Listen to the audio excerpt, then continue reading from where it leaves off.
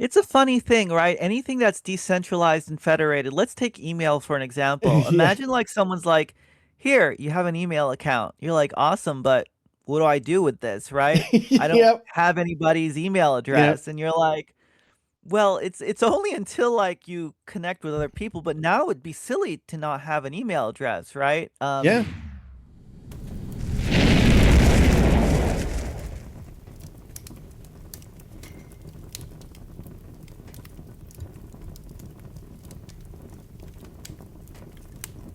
Welcome, Fedi Friends, to episode 69 of Fireside Fedi. Lucky number 69. It doesn't mean anything else. It's just lucky, right? I'm your host, Ozoned. Fireside Fedi is a show about folks within the Fediverse. If you're hearing, seeing, watching, just feeling it through the cosmos, you are a part of the Fediverse. Welcome, everyone. As usual, please don't forget to do the like, subscribe, dance thing. That's how videos go out organically through the Fediverse. There's no ads or any of that, so we don't need to worry about that. But just show us whether you like it or not, and it'll go to different servers. My guest today is Ellyse.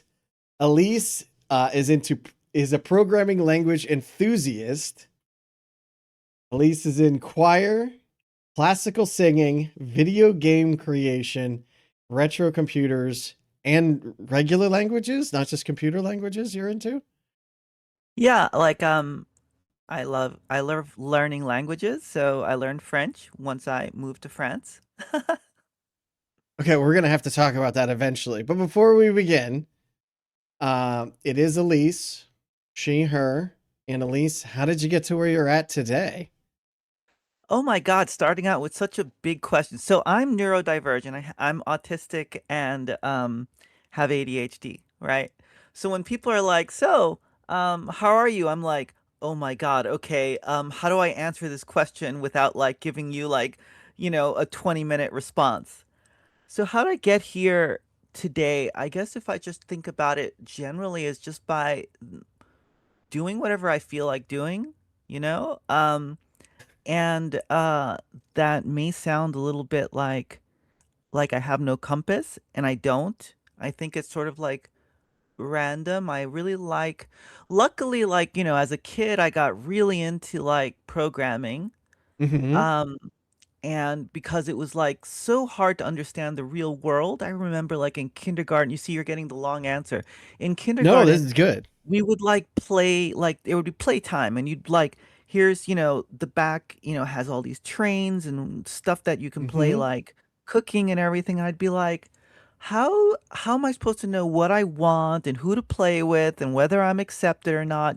So Wow. that was like really difficult. And computer programming was like, here Yep. there's no miscommunication, right? Yep.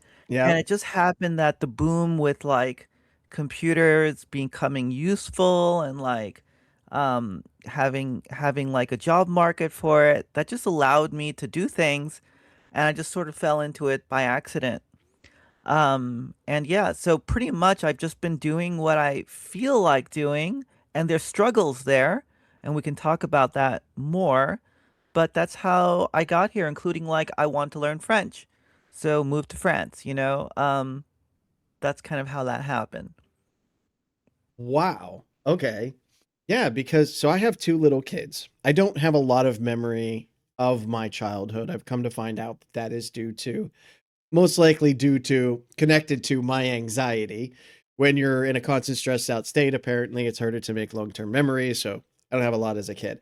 But looking at my kids, like the age range that you're talking about, where you were immediately aware of something like this, of how do I know what I want to play? How do I know what people want to play with me? That is really, because I'm assuming you're talking somewhere around like 5, 8 years old, like elementary school, right? And that, Yeah, I have memories starting from like three or so. oh my I don't gosh. know if that's like odd or not, but I definitely remember kindergarten very clearly. I remember my teacher was Miss Walden, and she knew that I was like, different and special. So she really was the first and only teacher, in primary school, elementary school, that really tried to make my life easier. But yeah, I remember the anxiety, the confusion, the cubby holes. The first day of class, I remember going in, and the kids walked in, and they took their jackets off, and they put them in this sort of like each. There was just cubbies, you know, Yeah, yeah. and you could Yep. hang your jacket up in the cubby. And I was like, how do these kids know which cubby to put it in? And how are they going to remember which one to Oh my take it out of gosh. later in class? That's how I was sort of thinking at the time, and it was very confusing. Yeah. I So, don't think the other kids were thinking the same thing, honestly. oh yeah. No, kids are you are thinking on a whole different level at that age. That's incredible. Because kids are just like, I'll just go throw it over here and, go off and do my own thing. And they have interest. So watching my kids, I was kind of the similar where I didn't have a lot of good interpersonal relationships. I didn't know how to talk to people. I was very shy. You can call it that. Come to find out, it was because I was anxious about meeting people, but I was very shy. And watching my kids, they just like, oh, that looks interesting. They walk up, they grab it, they start talking to the people next to them. And that, as I've been told, is like a kind of normal, what teachers look for in a certain age range. And then if they don't have that, they want to try and open up the kid and talk to them. But the fact that your teacher saw that and didn't force you into that, because you hear stories, right, of, I was trying to get forced into this, but that's very heartwarming. Yeah, she would like there was time where she would either play the piano or guitar, and if she played the guitar, I would be like sit by her, Oh, kind of like she was protecting me and like singing to yeah. me. It was just so wholesome and wonderful. And then afterwards it was all horror story after horror story with teachers not getting it and being kind of mean. Yeah, because they expect you to just get in line and do this, and for a lot of people that I've talked to, that doesn't work, Right, right? exactly. So is that why you're into music as well? So I heard a recent theory about autistic people and musicals. I don't know if you have heard this, but like a lot of theater kids are autistic or neurodivergent. Okay. And I was like really into musicals. I mean, Sound of Music. I love The Muppet Show, just the singing, you know? Yeah. And someone said someone said that one of the things that's, interesting about musicals is they make everything super obvious, like their emotions, why, how they're feeling through the song, through the Interesting. words they say. Okay. So it's a way that you can kind of like relate to other people and understand things. I remember I struggled with that. I was super shy like you, and weirdly enough, I'm not shy at all now, Yeah, right. but I had a really hard time understanding, like I said, like how do people know this or how do they choose things, what's acceptable, what's not acceptable. But with musicals, I always felt like, okay, I could follow this, unlike a lot of other shows and things that were going on. So from that, I remember I Yeah. would just sing, musical songs the whole time. Anytime there was like a musical that we were doing a play for school, I would be into it. And that kind of followed. So, then I joined choir and did things like that. So, That's fascinating. yeah, And again, one of the things that I'm learning about a lot of folks like yourself, it's like, yes, I'm into deep structural, Fortran or something like that. And oh yeah, by the way, I also do electronic music or something. And the way a lot of people have talked to me, where it's interesting because you're talking in a different level, is music is also very structured, right? There are sounds that we know go together. There are notes that we know go together that sounds pleasing to the ear. And there's a mathematical consistency to that. And it seems like a lot of those people really like that. You're coming from it for, I don't understand like reactions and emotions and things like that. Whereas a musical brings it to the forefront, right? Like we literally sing about how we're feeling, and you could see it expressed in the way we do because those musicals make it more obvious, as you said. That's amazing. I love that so much. Am I right on that? Or Yeah, that's how it starts. And then, you that's grow in incredible. appreciation for the music. But it's also like I loved dance for a long time. I did ballet, modern dance. So it's like, I feel like there's this part of me that's like very technical. And then there's a part that's like, I love the sing, the dance, that kind of stuff. Yeah. Um, and yeah, I, I, I still love both. Awesome. Okay. And wow. See, and You don't sing much? I mean, I do. But I sing horribly, and it's just like random songs that I enjoy. It is This is not. the funny thing. I hear this especially like when I stream and there's like I'm streaming some like new programming language I'm testing out or whatever. Yeah. It's not at all what I'm talking about, but one of the more common questions is like, how do I learn, this programming language and how can I get good at it? Mm-hmm. Um, and I'm like, well, why do you want to do it? And a lot of times it's like to get a job or whatever. Yeah. And I'm thinking like, the best way for me, the only way that I've really successfully learned anything is because I'm interested in it, because I want to Mm-hmm. learn it. And I Yeah. feel like, when I hear someone say, "Oh, I'm bad at it," because you talk to someone who's like, they come to a choir Mm-hmm. concert that we do, and they're like, "Oh, I cried, I loved it." I'm like, "Come sing with us." And they're like, "You wouldn't want me. I sing terribly." I'm like, we're not about singing isn't about like being good at it. We don't do just what we're good at, right?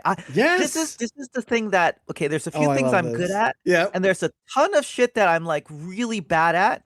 But unfortunately, I love the things that I'm bad at, you know? Like Yeah. there's so many things that I like doing. Like I'm ADHD, I'm super clumsy, but I love dance. It doesn't make me a great dancer. I'm also like, have these super loose ligaments, where Oh, like I can't yeah. like I definitely. hold my body together and you need that in dance to like, like and Oh my but I gosh. love it. So here I am admonishing you. You don't have to do something just because you're good at it, Right. right? Yes. Yes. No, and that is an excellent point. And I think that a lot of it is what is important to you, right? Like, so I worked at Red Hat, and there were a lot of folks there that when they would come in, they didn't even know what Linux was. So they would learn it and they're like, well, how do you know so much? And it's because I ask questions, because I do it, because I'm interested in it. And it's like, it excites me. When I see something I haven't seen before, you jump into it. And there was one consistent thing that I always told people: the folks that you look to as mentors that are, the biggest and the brightest that the reason they got there is just because they kept playing with it, right? Like they walked through it, they were interested in it, and they kept doing it. But there comes a point of, how much do you give something, right? And you are correct though. With my kids, like I am the dad that is out there like dancing on the beach with them. Am I a good dancer? No. I don't care because it's just fun and it's what you want to do in the moment. And yeah, I love that. And push ourselves outside of our comfort zones. Try something. You're going to be bad at it. First and foremost, you can't be good unless you go through the bad, right? That's Yep. but that's amazing. I, I'm so humbled and amazed to be able to talk to so many amazing people because there's folks like yourself, they're just fearless. What do you have to lose? Just go for it, right? That fearlessness, I was trying to figure out because I did a talk at Elixir is my favorite language, and I Yep. was at Code Beam EU, and Okay. that was in Berlin. So I was in Berlin. This was like end of last year. And I have one of the last talks in the whole conference, Okay. which is kind of the worst. If you ever, if you give talks, it's like Everyone even if is the end done. kind of sucks, you Yeah. can't relax until. Yeah. Um, but anyway, uh, I was like outside the room, just chilling out at the table. There's a table just outside the conference room. And I'm just like, oh my God, just waiting. And then the people who knew me who were also giving, they're like, when's your talk? I'm like, in 2 minutes. They're like, but you look like you're about to sleep. And I'm like, yeah, what can I do? Like, who Yeah. cares? Um, and it's a funny thing. I was wondering like how did that change from being the person who's so shy in school to talk to Yeah. anyone, like deathly afraid, sweats, to like not caring at all. Yes. And it's an interesting thing. I only have theories, but I don't really know how that happened. So Elise and I were talking before I started the show where I used to do a countdown and I had a beautiful intro and it might come back, but like that build up, that countdown really makes me nervous. My anxiety goes through the roof and everyone's like, wow, we're just talking to each other. And it's like, that's the thing. I don't know why. My anxiety has been with me forever as a kid. It's something that I'm working through.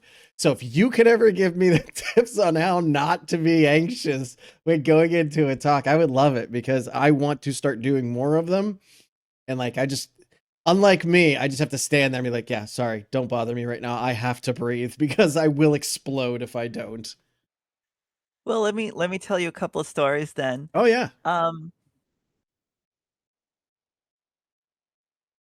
so this is kind of unrelated, but I'll start with this. Okay. I remember very clearly, like around fifth grade, I had a friend and he was like starting to get interested in girls, and he would talk to some girls and I could just see like he's trying to be cool and they're just like, "Oh my God, you're so annoying." And I was just like looking at these, micro expressions. I'm like, how is this guy not picking up these signs, that like he's bombing? Um, Yeah.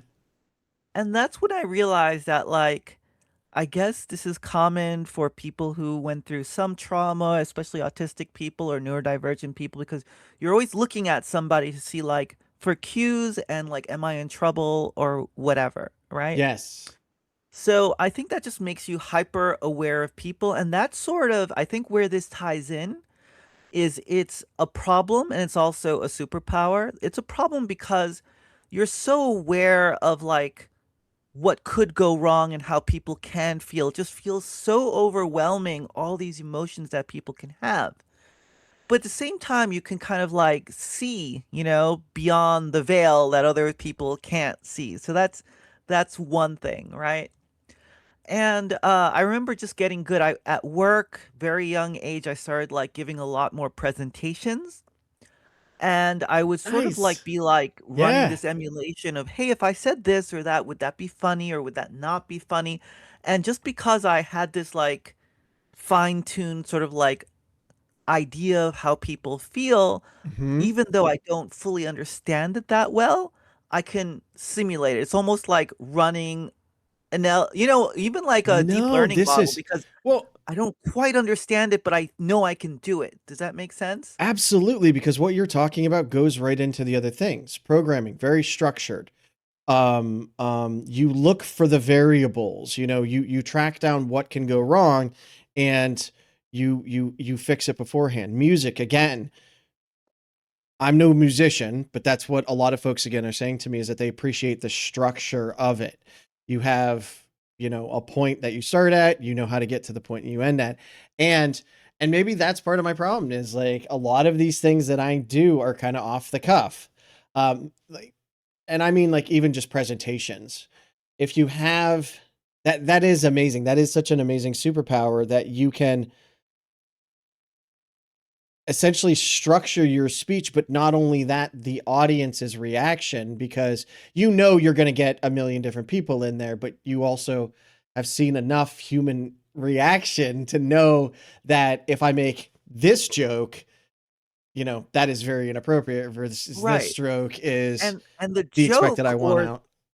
the thing you Wow. say is related to being able to read the room. Like at a company, I remember Yeah. thinking like I could feel the how the employees, my colleagues are feeling about work or what's sort of like stressful to them or what they're worried about and sort of just make a Wow. kind of like a joke comment about it, not to offend leadership, but in a sense to like get it out there so that people can feel like, okay, yeah, that's how we feel. We're kind of like, moving too fast that the wheels coming off, but we're getting Yeah. there, or something.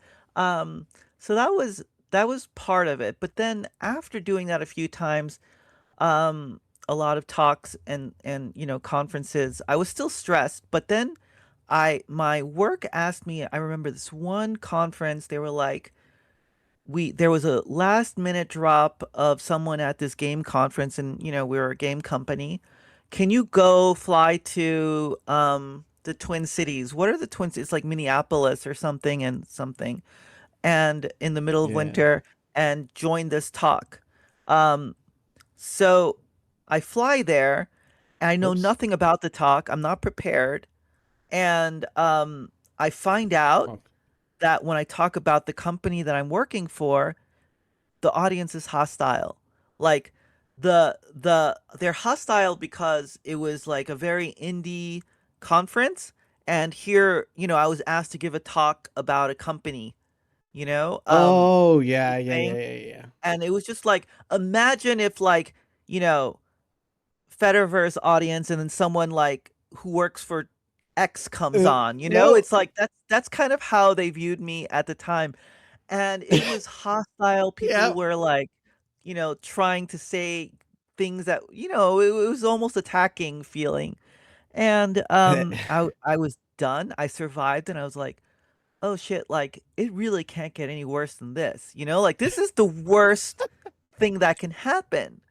And I think after that moment, I was like, anything I do after this, like I just have to think back to that. And I was like, hey, that happened and I survived. So I think that part of it is to really like bomb terribly helps you, you know, not worry about bombing again, if that makes any No. sense. And I mean, we've seen this time and time again where it's like, conference for green power sponsored by Exxon.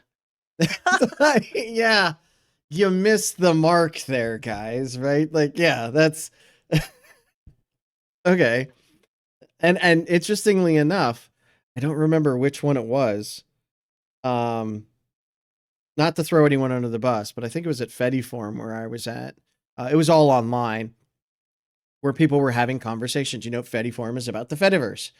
And then, someone's like, yeah, I'm here from Threads or I'm here from Blue Sky. And we're just like, okay, that was, a bit of a surprise, but we're happy you're here. But the atmosphere, like, the air in the room shifted a little bit. It was like, okay, everyone calm down. We just need to remember they're on our side here, at least for the moment.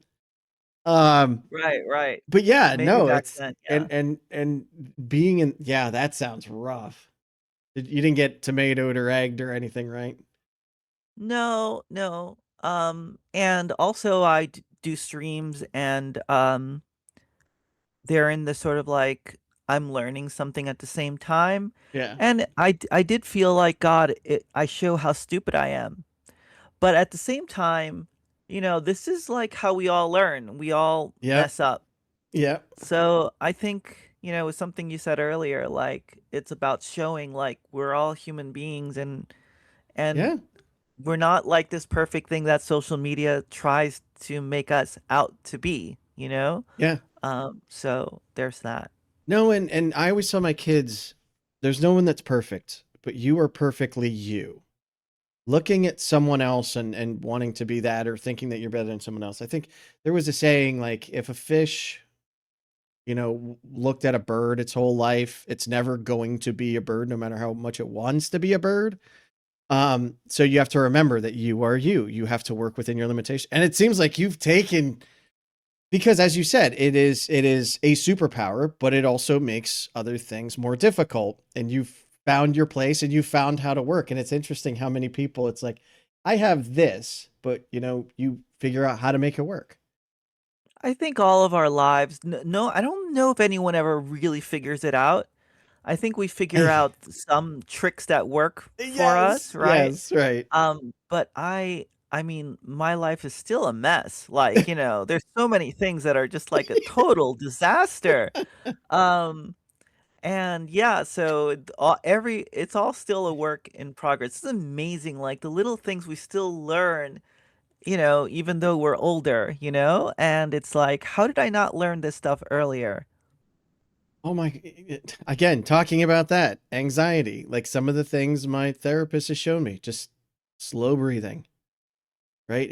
I've just been amazed because all these simple things that we should have taught our kids, my generation or whatnot, maybe they didn't even know or think about it, but also like you learn how to add, you don't learn how to human, right? And addition is a societal cultural thing. It is important, but if you can't handle yourself on a day-to-day basis, you're not going to be able to necessarily handle that very well, right? Like it makes struggles exacerbated in later life, I guess, when you actually have to run into these things and deal with the mess. And everyone is a mess.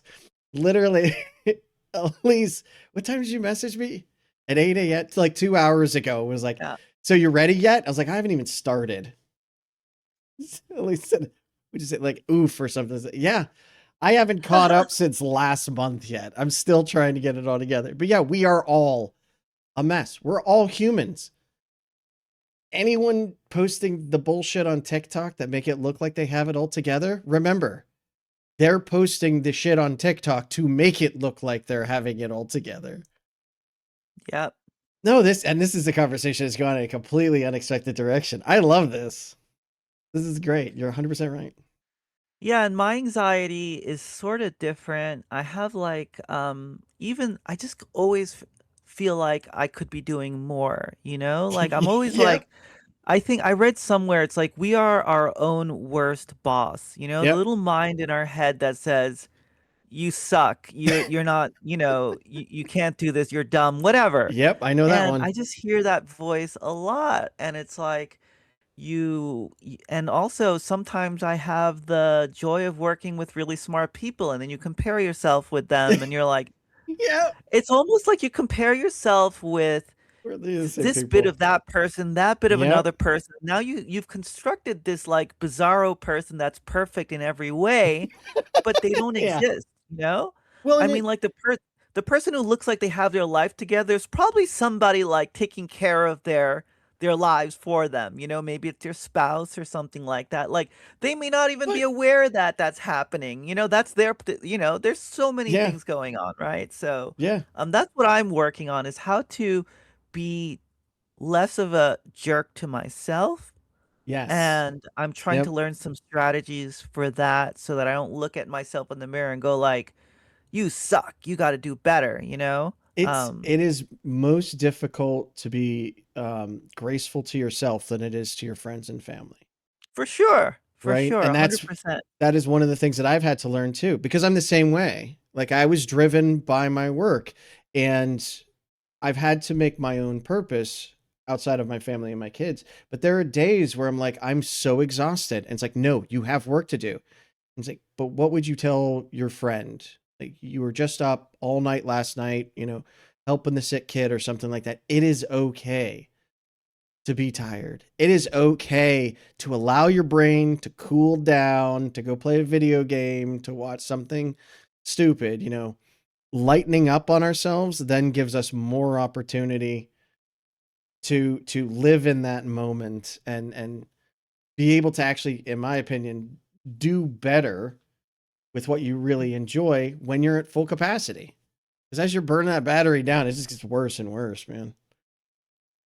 Yeah, it's really interesting to think of this sort of like spectrum of social networks with regards Mm. to this. I kind of put like I've never been on X, so I don't, but I know it's kind of like whatever it is now. Yeah. But I am on LinkedIn just because You have people to ask, be.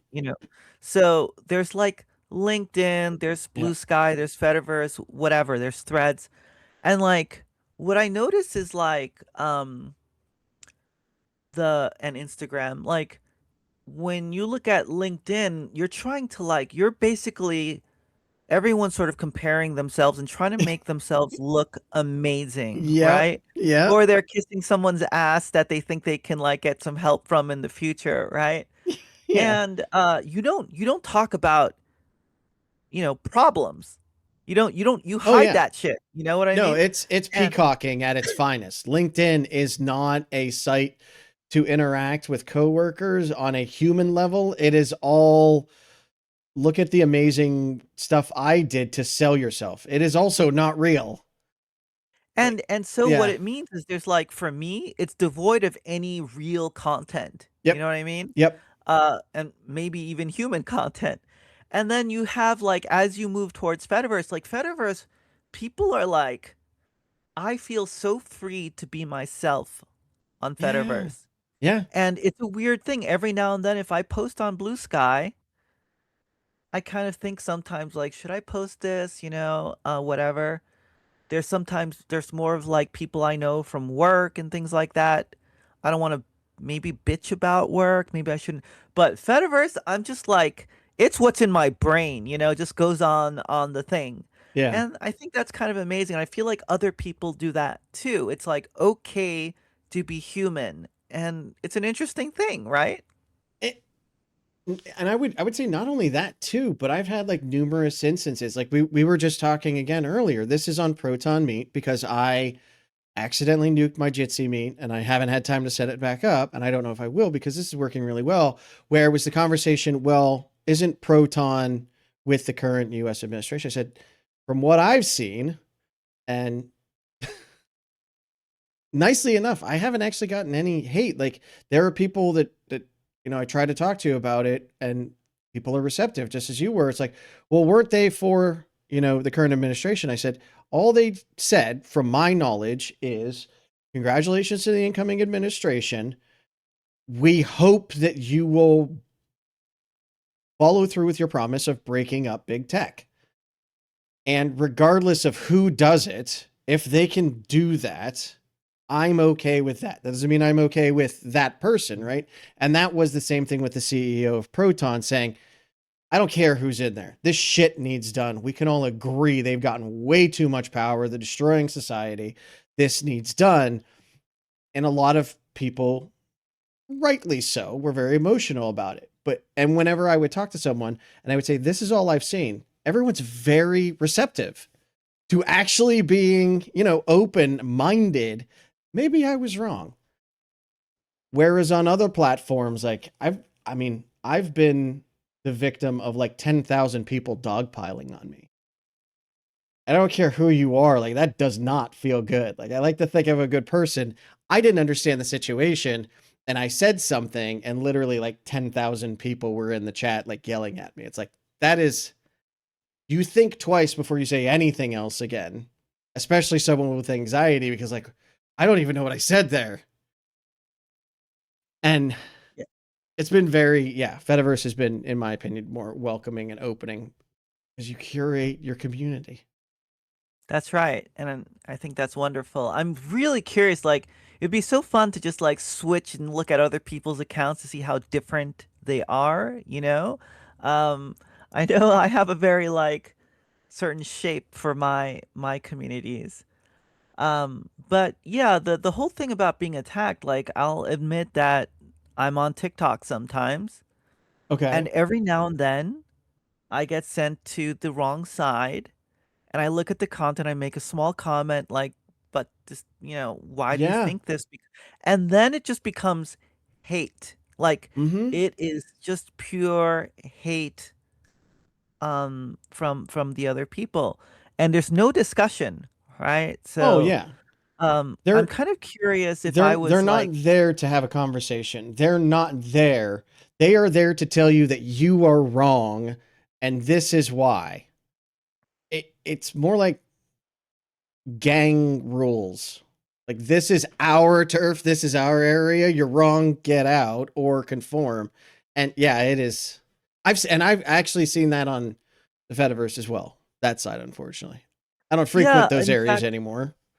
before I joined, people kind of warned me saying like Fediverse can feel kind of intense, and Hmm. you might get like, kind of negative feedback.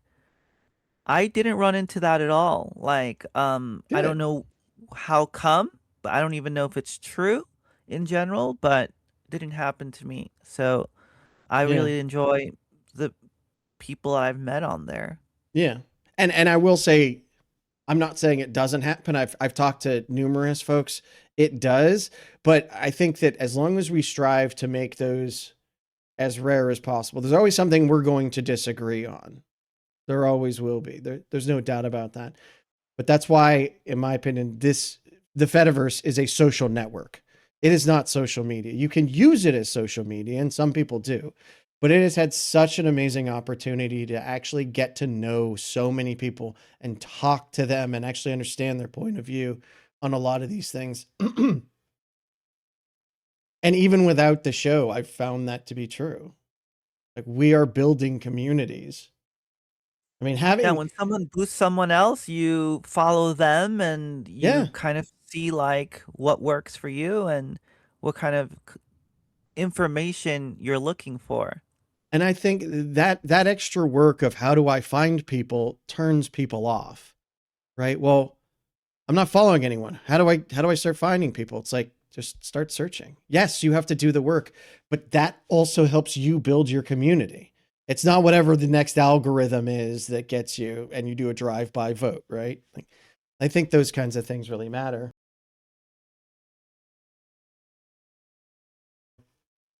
It's a funny thing, right? Anything that's decentralized and federated. Let's take email for an example. Yeah. Imagine like someone's like, "Here, you have an email account." You're like, "Awesome, but what do I do with this?" Right?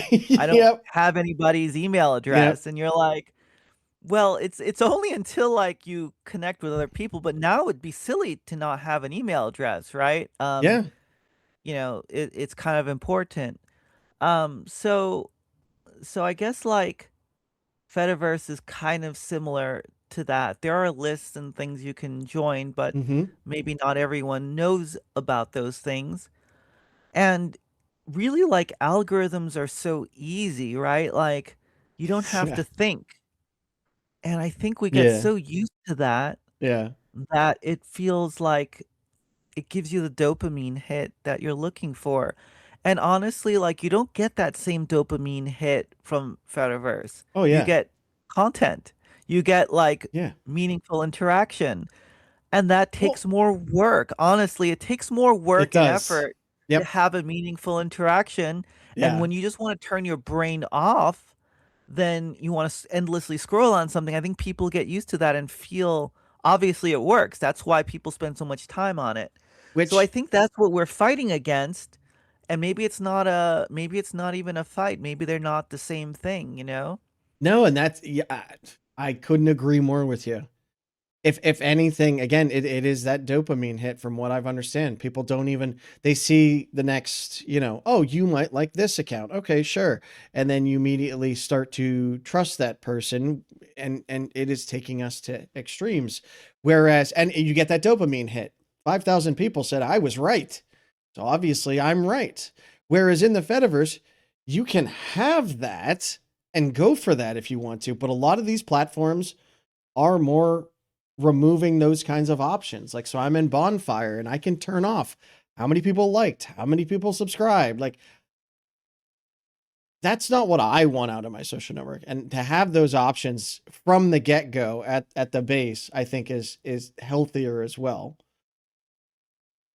Yeah, it is, and it is something that we have to like re-educate. Like, tell people this isn't, it looks exactly the same as that, but it's not that. And it takes more work from you. And yeah, I don't know if current generations are ready for it, but hopefully future generations will be. Cause yeah, that's, wow. This is all not at all what the conversation I thought we were Oh, gonna I don't have. know This is what the gonna be great. conversation like you asked me, am I ready? I'm like, I can talk. No, I this was has been just on so I good. was just on a Discord conversation where they were talking about like someone said, "Oh, I liked your talk," and I was like, "Oh, I can ramble about anything." Um, so I was like, "Can I put that down as a skill on LinkedIn? Professional rambler?" Yes. No, I can go on anything. No, it's so it's not professional rambler. What would you call it? Executive class public speaker or something like that. Like it's LinkedIn, so you got to put executive in there, Yeah, president or the something.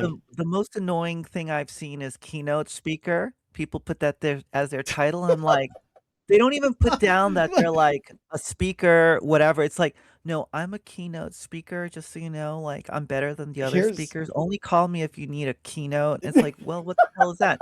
These conferences these days have like, yeah. all right, Yeah. we have our lineup of five keynote speakers. I'm like, how That's how do not a you have five keynote. keynotes? Like, what the fuck is That's not this? how that happens. Well, That's it's because, we got all these keynote speakers and they need to give keynotes.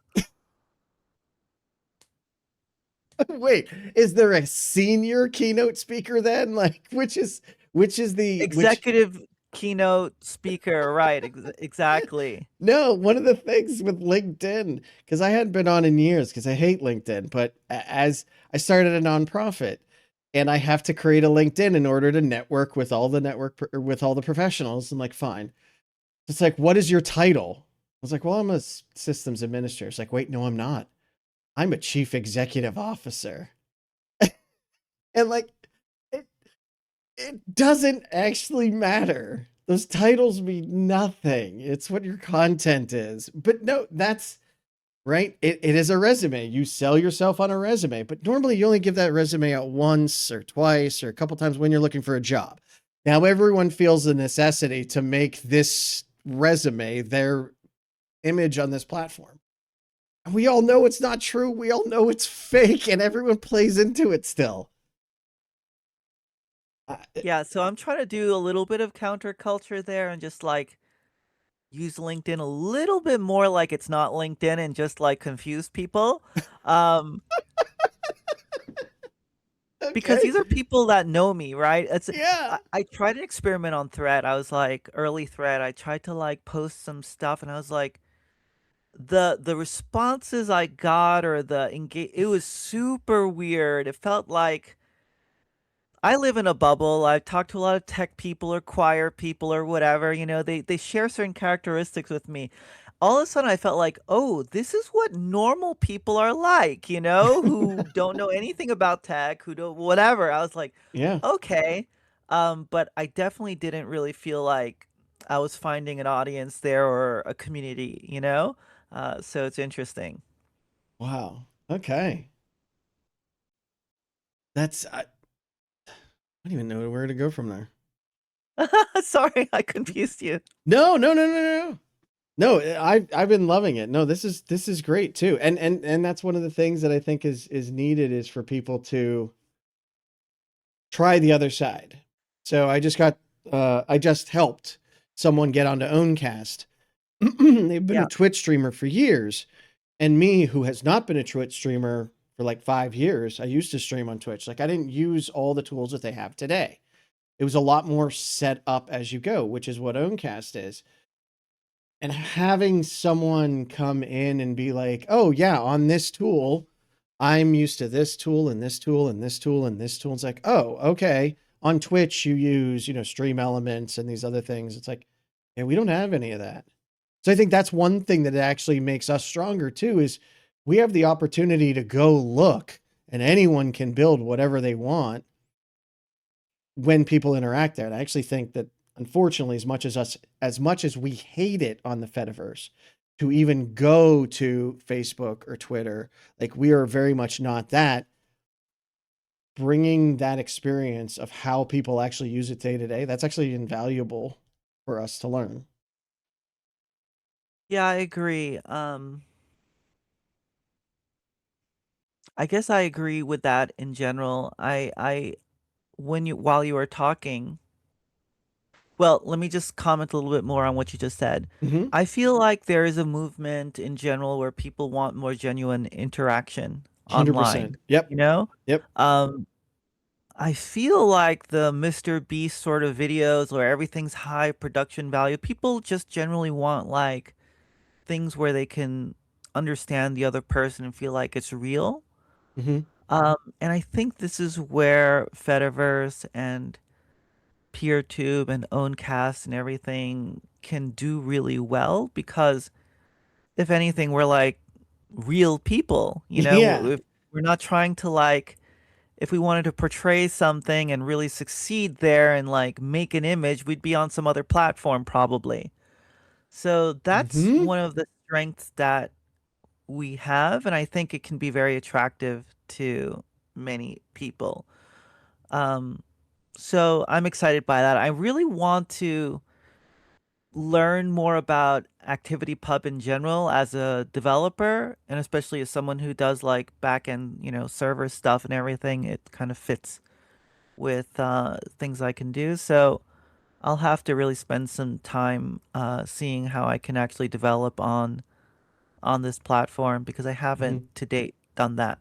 And also, like, obviously, I feel kind of stupid when it comes to like at Proto or like Activity Pub. I'm like, I don't know. It seems like Fediverse actually has federation decentralization, whereas Blue Sky doesn't. And then all the Blue Sky people are like, nah, it's actually better decentralization and everything. I'm like, I don't know. I didn't look at the protocol, but I don't see it doing it. Call me stupid, right? But Have you seen it's Are We Decentralized yet? no. Maybe I have no memory. So there is, and I'll give this to you. I'm going to show it off on screen. There's a website, and it's literally Are We Decentralized Yet? .online. So shouldn't be. Oh, I forgot to set up my browser. Let me do that real quick. Um, this is an amazing website. Are we decentralized yet? Accounts on decentralized social networks, the Fediverse. We are competitive. Uh, it's based on HHI, which is Herfindahl Hirschman Index, which doesn't tell me Yeah, what it I've does. seen this. Okay, and then the atmosphere is completely centralized. Now they say they're working on that, but we're already there, right? I love that. I love when people say that. No. It's just as decentralized, and it shows you we're more decentralized than email or web Yeah, surfing. yeah, I do feel like there's so many things when it comes to, I had to educate. I'm still like a beginner with all of this. Like I'm trying to figure out what, digital sovereignty means, Oh yeah, what federation versus decentralization really means, and then nuances like, well, maybe it's totally decentralized, maybe it's federated, but like 99% of the people are on Mastodon.social, then it means something else. It means that like yeah. if that one guy goes down, then or that they have Oh yeah. a lot of control This over is decisions, right? I've told my friends this is the Fediverse is every SRE's dream of decentralization of being. You are not going to have a cascade failure that brings down the entire Fediverse, right? It can't happen because there Right. We is see it when like literally no. Cloudflare gets in trouble. Yeah, there's still part of it The that's up. Fediverse doesn't go down. Yeah, and that is huge. That gives us Right. instantly advantages that they cannot replicate ever. Um, and I think one of the things you're talking about, which I wrote it down as pro versus personal, right? People want real human interaction. We give them real human interaction, but these two can exist. Like I've been going and what my company is about is going to communities and saying, "Hey, you want videos, you want online videos, you want interaction within your community. You don't want to be on YouTube. We all agree. We don't want that. But what if we can build your own? And then you can have that personal interaction close to you. It's like, like video cameras.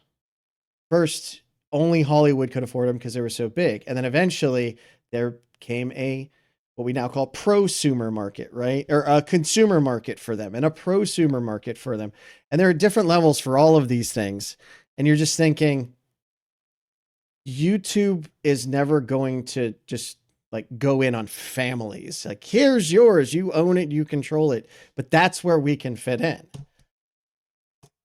Like, I think of camcorders, right? Home camcorders. Anyone our age, I think, had the big camcorders, Yeah. and now we all have it in our pocket. And people want to share those and still be in control of those. Maybe I'm wrong, but no, those are I excellent. was recently moving stuff out of from one storage place to another because I Yeah. was spending way too much, so I had to get rid of stuff. And I found a camcorder with a whole bunch of like those tapes. And I Yes, was like, I have one what do I do upstairs. with this? Oh my Yeah. God. You know, I wonder if that's gonna, and it's so funny, like the doctors here in France, when you go get like any kind of like medical scan, they give you a CD. They're like, Okay. here's Yep. your results on a CD. And I'm like, what? I look around my desktop, nope, no CD player, you know? Hey, So I have to there. ask a friend that's like who has an ancient, whatever. And Yep. I'm like, who Those uses medical this? professionals are very excited. They can now give you your results digitally. Sure, it's about 15 years later than when the standard was in its prime, but we need to make them feel welcome too. No, Right, right. I literally just had that issue. They just gave me a CD. The only DVD CD-ROM I have in the house is on my work laptop, and it's disabled. So I'm like, is it worthwhile for me to actually go out and buy an external player? And I'm like, no. It's It's a funny thing, it right? is Now it's yeah. like we have all this media and it just keeps becoming obsolete. Yeah. I also have this other problem where I have these hard drives that I put stuff in and I want to recycle them because they're obsolete. But I don't know what to do with them because I don't know, like, there's maybe still data in them. I'm not like a great sysadmin where I'm like, oh, I'll run DD on it and like blank it all out or whatever. Some of them I don't even have the right like interface for anymore. So now I'm just carrying around a bag of hard drives wherever I go. And I'm like, I can't throw this out and I can't clear it. What do I do? You How did know? you get that through customs? What are you doing with all these hard drives? Well, I have to keep them with me. I can't just figure out how to destroy them. Yeah, yeah. Hammer, Actually, like just shatter the getting into embedded platters. software is funny. You have all these like breadboards and wires and everything, and you're bringing them around with you like you're building a bomb, you know? And it's super suspicious. It's super sus. I have like, when I start getting into embedded systems programming, it's not the best hobby if you're going to travel a lot. And really, if you're designing embedded systems, you kind of have to travel a lot because I mean, you don't build them right next door, right? Like, Yeah, yeah. oh, that's okay. This has been amazing. That's absolutely wonderful. Thank you so much. I love this. But now for the real reason I asked Ellyse here is give her the opportunity to win a prize of a lifetime. Our prize today is a programming language that can program all the other programming languages. Are you ready for the quiz, Ellyse? No one told me there would be a quiz. Oh, yeah, there's a quiz. Yeah, you ready? I'm always ready. Let's All go. right. Let's go. Yes. Oh, I love Elixir, so I'm just gonna say Elixir, whatever the question is. I all right. mean, there we go. But I don't go for it. that actually might work for the first question. Favorite movie and why is it Spaceballs? Who, me? Yeah, what is your favorite movie? And because Spaceballs is my favorite movie, I'm insisting you answer a Spaceballs, though you don't have to. So what is your actual favorite movie? You know, the part that I liked most about Spaceballs is the intro. Like, like there's the spaceship that flies by, Yeah. but it just keeps going, and then you're like, you laugh at first, right? You're like, ha ha ha, and then it keeps going, and so you're like, okay, that's enough, but it just keeps going and going, and then after a while, you start to laugh Comes again. back You're like, around. okay, this is so absurd. Now you're laughing again, and like, This is space. I'm thinking of And Spaceballs. then Is that right? yeah. Yeah. And then the cherry on top of that ice cream is the little license plate at the back, right? Right, the license plate. I don't remember if they had like, the We break dominoes for or whatever, no but like they one. had a license. It's like really Yeah. that was really, really funny. I remember really loving that part. I kind of sorry you might be super offended, but I think I get them a little mixed up with Ice Pirates, I think it's called. Oh my God. Do you remember that I one? know that. I just introduced my wife to Ice Pirates and she's like, we need to turn this off. Because it's also in that kind of like Yeah. silly genre It's, thing. yeah, I think, yes, it is exactly the same thing while being totally worlds different. Like they're both satires on popular sci-fi and they were in the 80s or 90s. So right after a massive explosion of sci-fi in the 70s. So when the satire pops up, where Spaceballs is very much Star Wars, Ice Pirates is like dystopian sci-fi based on nothing. It's just weird. It's super weird. It's so But good for being so but weird. it's Mel Brooks, right? And then he gets on. I think he's in there and in Spaceballs, and he tries to. It's merchandising or something like Yes, that. yes. The best. It's like You know there's it's so Spaceballs fun. 2 coming out, right? What? Spaceballs 2 is coming out.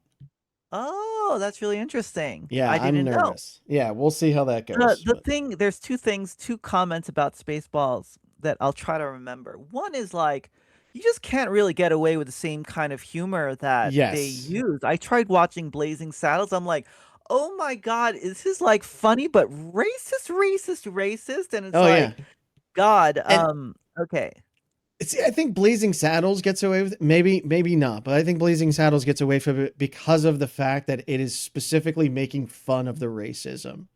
Yeah, exactly. But Right. sometimes it's hard to tell. Oh And I feel yes. this No, way no, no, about no. South Yeah. Park Those too. It's like, are they making fun or, it's like yeah. they're on the edge and I'm like, I don't Yeah. know. I Well, just can't get it. the Um, original Naked Gun, for instance, I used to love that movie and I started watching and I'm like, I literally can't get through the intro because he breaks into a room with all the heads of, the terrorist states.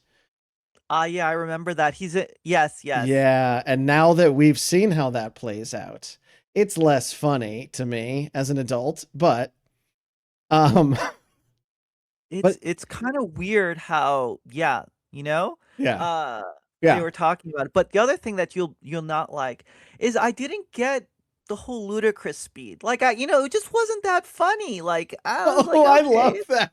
That is I my know kind you of love it. If humor. you say Spaceball's your favorite film, then like you love Yes. it. But like, Yes. it's not that funny. It's like it's like Hitchhiker's Guide when they're like infinite speed or whatever. It's like, Yeah. yeah, it's okay, but when you're 5 years old and you're like, oh my God, you know what's bigger than a million? A Googleplex. And someone's like, yeah, what about like infinity? And it's like, no, how about infinity times two? That's like your humor, You're like, oh, I like ludicrous speed. See? And I'm laughing because Elise is 100% correct because my kids do that. They're 5 and 8, and I jump in and I join them and I do that. So, Yeah, yeah, yes, you're I still am. there. You're still there. My sense of humor is 100% in adolescence. 100%. Yeah. Poopy jokes. You're laughing. You said poopy, you're laughing. There I you go. literally was on a meeting earlier where someone says, they do that. And I had to check because I'm like, do. And I had to look. I'm like, oh, am I on mute? I was like, okay, I'm on mute. Thank God. Yes, 100%. All right. That was a great answer. I love this. All right. Next question. Macaron, poisson, or eclair? I can't answer this question because you're not pronouncing anything correctly. Oh, okay. How do I pronounce them? Macaron. Macaron, And what was the other one? Croissant. poisson. I thought I said that one right. You might have. And Uh, éclair. Eclair. I am Éclair. terrible. I am terrible with languages, so I try. All right. E, So Eclair. éclair. It's like cafe, éclair. Okay. And éclair just means lightning. It's So amazing. yeah, it means lightning. So which of those Uh, would you pick? to eat right now. Whatever. Pick. Here's the So, thing. hey, if you There's like nuance here, punching right? Like, desserts or something, which would if be most like satisfying? Or if all the others, I could only eat one thing for the rest of my life, it would be yeah. croissant. You know, like I mean, the others like Oh I could no, never that's a eat good point. anymore. It's Yeah. because like a croissant for breakfast with like some coffee is just like heaven, you know, especially croissants here in France. It's so good. It's so buttery. It's so flaky. Light. It's like perfect. Yeah. But it's not like amazing, you know? So like an eclair is a great dessert. So it's a regular everyday dessert. Like it's not a big deal. So those are really fun and you get them in so many different flavors. I think I would get caramel. It's really Okay. good, or cafe, but you can choose what's inside. Now, Interesting. a macaron is not for every day. It's the most expensive. It's So the like most luxurious, yeah. when you go somewhere and you're gonna give macaron, it's like you spent money on it, you know? Each one, if you get it at La Durée, which is like the where the tourist gets it from, it's like three euros a piece. So it tastes great, but I only Wow. need it once every few months or a year, you know?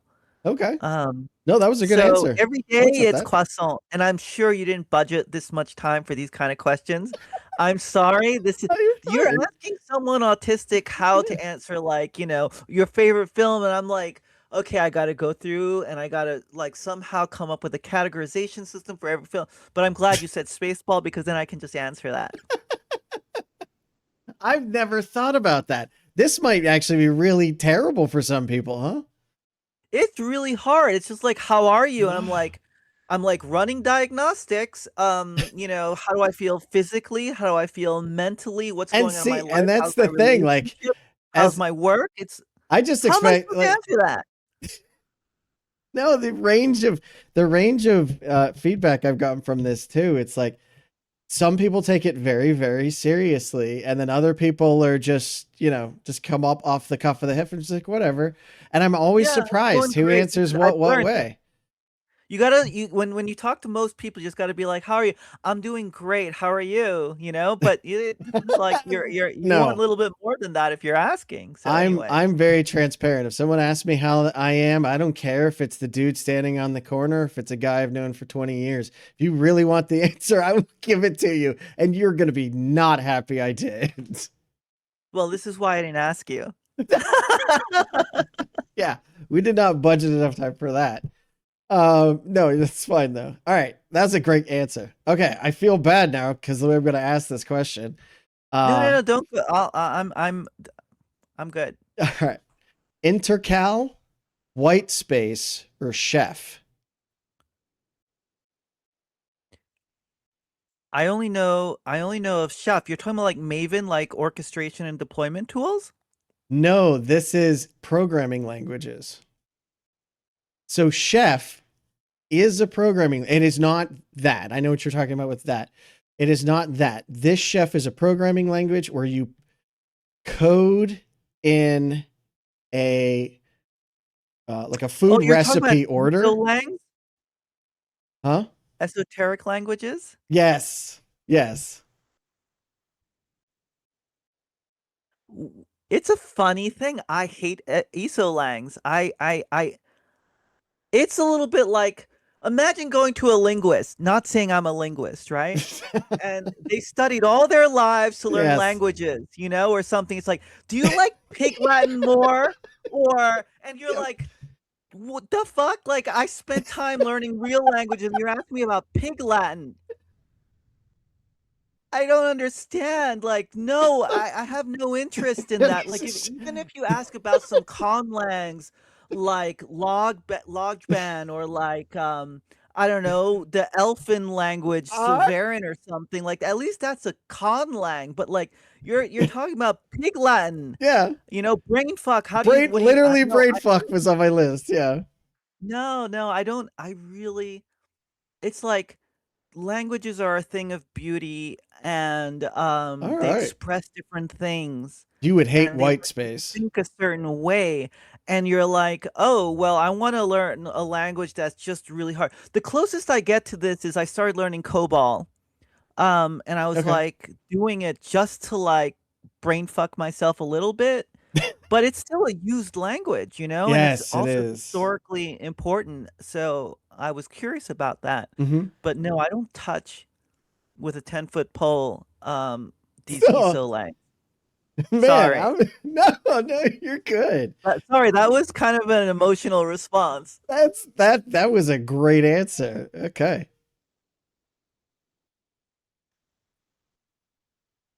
Okay. All right. No, that was good. What does an alternate universe Elise do?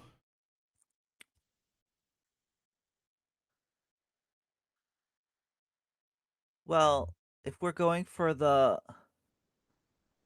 multiple world theory here, there's a lot of me. Yeah. If there's only one, let's take the Star Trek evil Okay. universe as something because there's just one, it's like Yeah. that other one Yeah. universe.